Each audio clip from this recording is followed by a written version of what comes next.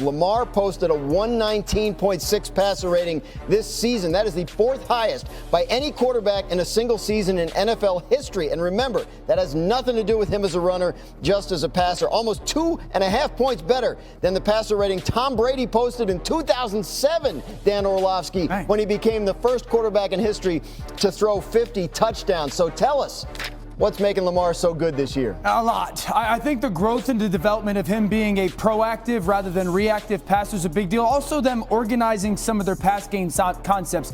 One of the things that Baltimore loves to do is they want a lot of their pass games to be, one, full progression, so the coverage doesn't necessarily matter. They get up there and read it out. And two, everything flowing into Lamar's vision. Now, what does that mean when it comes to everything flowing into Lamar's vision? They want concepts or routes where you have a flat route to the sideline right now, and then you get a corner route going vertical, and then you get a shallow route, and then a deep over. So you see how everything is just, once you start to the left side of the field, everything as you work across the field is your vision. It's number 1 to number 2, then it's really number 3 to 4. So if you start somewhere, you just constantly work through off of what the defenders do. So I love this for 2 reasons. Number 1, there's an efficient throw, and then there's an explosive throw. The efficient throw, go to flat right now. There's always a completion in this offense, and when it comes to that read, Lamar Jackson understands that corner tells him what to do. If that corner comes up and he's wildly aggressive, he'll throw the corner route. And if this corner, no matter who, the flat defender,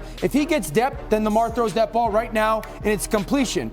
On this play, that corner's going to get a little nosy. And so as that flat or out route goes here and this corner jumps up, great. Now Lamar Jackson understands I want to throw that corner route. This is what I love about the growth of their pass game. Bateman's running the corner route right here. And a lot of times a young player thinks he has to go inside right now to get this safety to drive up. But then you lose leverage, meaning Bateman's already outside that safety. Don't need in, just continue to go to the corner route and trust that Lamar Jackson is going to see you. This is beautiful because the touch of the throw is ideally perfect. Now, let's live in a world where Lamar wants to throw that corner route and this safety takes it away because he's the only guy, once that flat defender takes that shallow, to take it away. Well, then Lamar would work then up to number 3 and number 4. But the question everybody at home should be asking is, well, if that corner's responsible for a certain area, why is he jumping up to take likely on this flat route? And this is where the growth of Lamar Jackson is, right? This corner has vision on Lamar. He's sitting there, it's zone. He's looking through likely right to Lamar Jackson. What I love is Lamar Jackson knows, yeah, I can take that easy 5-yard out because there's an efficient throw there, or I could be proactive with my eyes and really stare at likely to get that corner to say, oh, Lamar is going to throw the ball to him with his feet and eyes set there, and that's what's going to open up Bateman on the corner route. Watch the corner. He immediately jumps up. There's no reason for him to do that other than Lamar staring there with a little bit of a shoulder and almost pump fake, and that opens up Bateman on the corner route, and then the ability to throw the ball absolutely flawlessly in that vacated zone is perfect. That's a different Lamar. That he didn't do that consistently in those early years, but the growth and the ability and the capacity to do that on a consistent basis, that's why those statistical passing numbers have just skyrocketed. Yeah, that's awesome stuff. And I don't think a lot of people have their arms around how much he's advanced as a passer. It's huge. Just this season. It's huge. After winning MVP last year. Jason, he will not, however, have his top receiver, Zay Flowers, for this game, as we heard from Adam Schefter. So how does that change the way the Pittsburgh Steelers can defend the Baltimore passing attack?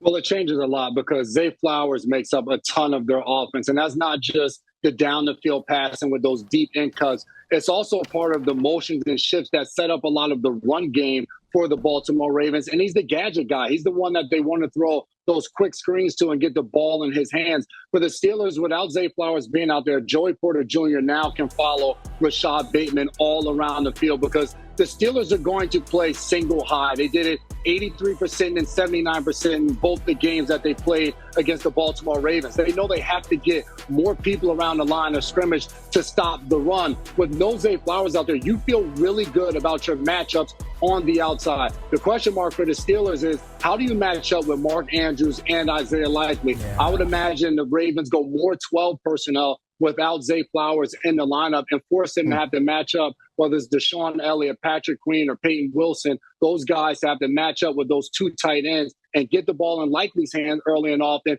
because he can be your catch-and-run guy. J-Mac, I think you hit the mark on the head, man. I think it's not only Likely and Mark Andrews, but I could see them using Patrick Ricard and Charlie Kolar as well. So while I do understand that Flowers' injury matters, there's 4 different tight ends that Baltimore can use to create different matchups and get into different offensive packages, both run and pass. I do think it becomes a heavy tight end game. Huge divisional rivalry renewed in Saturday night's Wild GM coming together at the same time, work together on the same page, and move forward in the same direction. They did not feel that Tom Telesco obviously would be somebody that would be as appealing to some of the head coaching candidates that they're speaking with. They're speaking with Ben Johnson in the coming days here, interviewing him for the head coaching job, and we'll see what transpires here. But the Raiders have made a handful of changes here. Meanwhile, one of the leading coaching candidates, Mike Vrabel, spent today in New England meeting with Patriots officials about their vacant head coaching job. Many people believe that Vrabel is if not the favorite to become the next head coach of the New England Patriots, but he's also got a lot of interest. He's scheduled to speak to other teams as well, and so we'll see whether or not the Patriots can get a deal done with Vrabel. Meanwhile, Pete Carroll interviewing today with the Chicago Bears. Carroll has been interested in getting back into the league after taking off this past season, missed coaching, wants to get back to it, and met with the Bears. Obviously, Caleb Williams went to USC. Pete Carroll succeeded at USC, and the Bears are waiting to see whether there's a match to be made there by talking today with Pete Carroll. 73 years old, Carroll would be the oldest coach in the league if he got the job after that year off. Much more from Adam later in the show. Pete Carroll